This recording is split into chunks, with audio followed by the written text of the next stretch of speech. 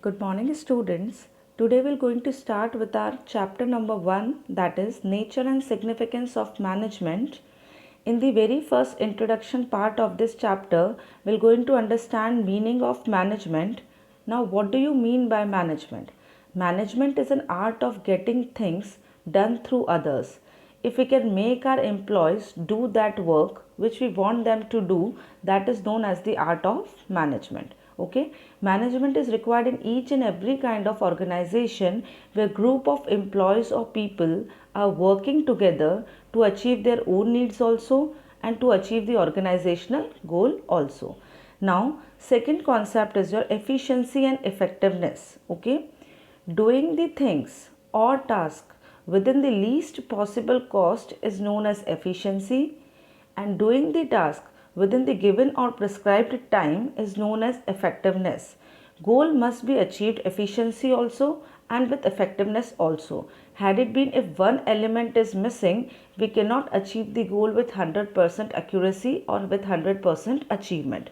So, goals must be achieved simultaneously with efficiency also, that is with minimum cost also, and within the given time also. Coming to the next topic, that is features of management. Features are also known as characteristics of management. Okay, so very first feature of management is goal oriented process. Now, management is a goal oriented process.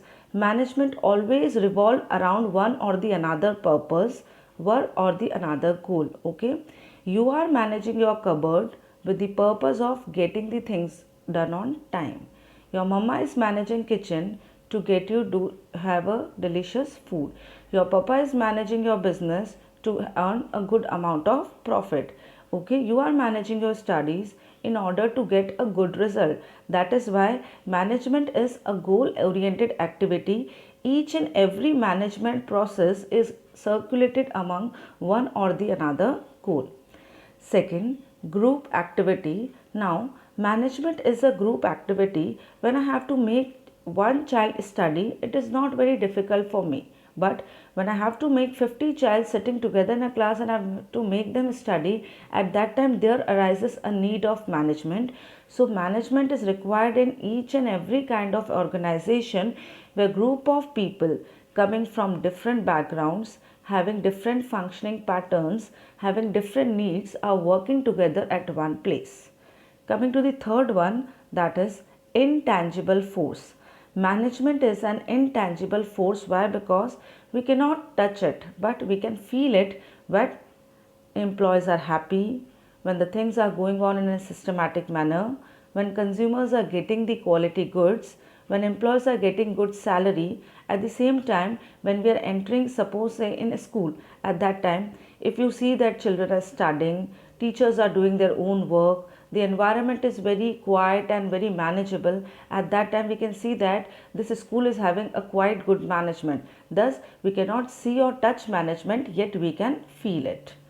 Next, that is fourth one, management is pervasive in nature. Now, what do you mean by pervasive? It means it is required at all the levels of management and in all the kinds of organization.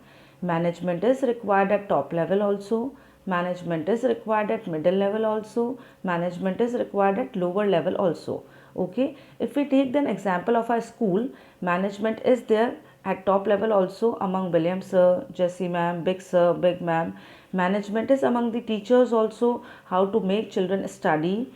At the same time, management is required on the part of lower level, that is on the children level also, how they manage their studies. Okay.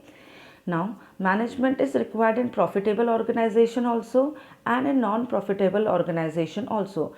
Your papa is managing your business, that is profitable organization. At the same time, your mama is also managing the kitchen, though it is a non-profitable organization.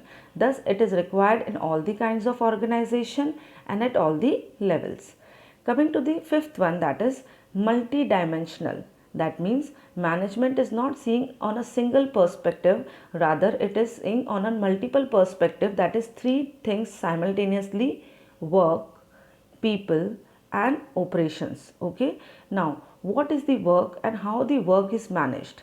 With the help of management, Work is being managed by breaking the whole lump sum task into the smaller jobs. Okay, एक बड़े काम को छोटे छोटे टुकड़ों में divide किया जाता है और फिर उसे किया जाता है. This is how is known as management of work. Coming to the next one, management of people.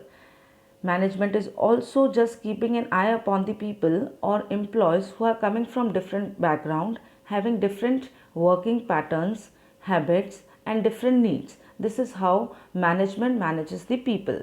Last one, management also manages several kinds of operations in the organization, say purchasing, selling, finance, accounts, storage. At the same time, management also handles the operations of converting the raw material into the finished goods.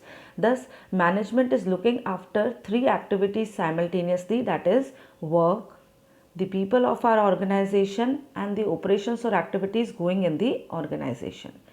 Coming to the sixth one, that is management is continuous process. Management is continuous process because management comprises of 5 functions: planning, organizing, staffing, directing and controlling. Okay, when you plan, then you organize resources. When you organize resources, you employ people, you direct them to work and you monitor them. This is how the things end. No, again we have to start with the new planning for the new session. This is how management is a continuous process. If William sir is managing 12th class for 1 year, that doesn't mean the school will going to get over. As soon as those 12th students will going to get pass, again we'll have to manage the new session of 12th with the new people. Okay, coming to the last one, that is management is a dynamic function. Management is also known as a dynamic function because it has to be changed according to the changing needs of an environment. I'll give you an example. Okay, in the earlier days, kitchen were managed on floor itself. With the passage of time, management of kitchen is also being changed.